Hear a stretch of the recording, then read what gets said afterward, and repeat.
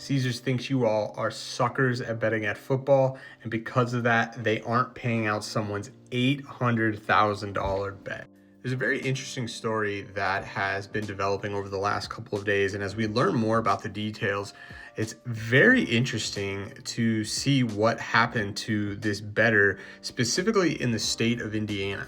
So buckle up, because this one has a lot of twists and turns, and right now where we're at with it is even more disturbing.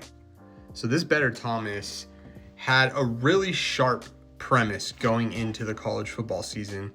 And that premise was basically, I'm going to use the fact that I believe that teams in college football will severely drop off in the upcoming season relative to who they were last year.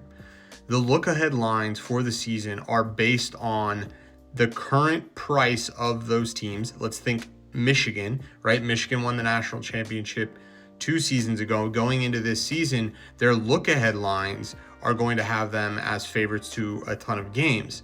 Now, what this bettor was trying to take advantage of was that these look-ahead lines are not pricing in the turnover of these teams, and therefore those look-ahead lines are inflated.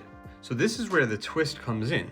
So in order to take advantage of this, instead of just flat betting those look-ahead lines, what this bettor opted to do is make really big 12, 10-leg parlays and parlay all of these teams together that he thought were going to be or were currently overvalued and would, subsequently be, mispriced in the future.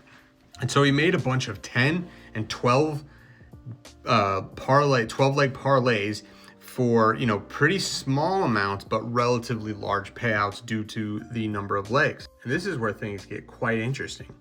Because he was putting these bets in via a kiosk, they were never flagged.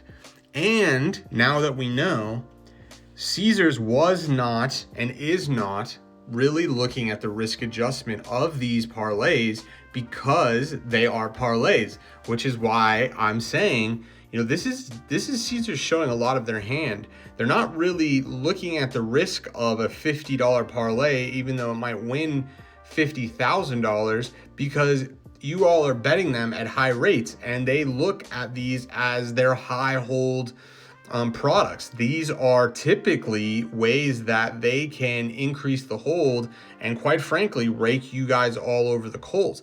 Now, this bettor took advantage of that and put in a bunch of these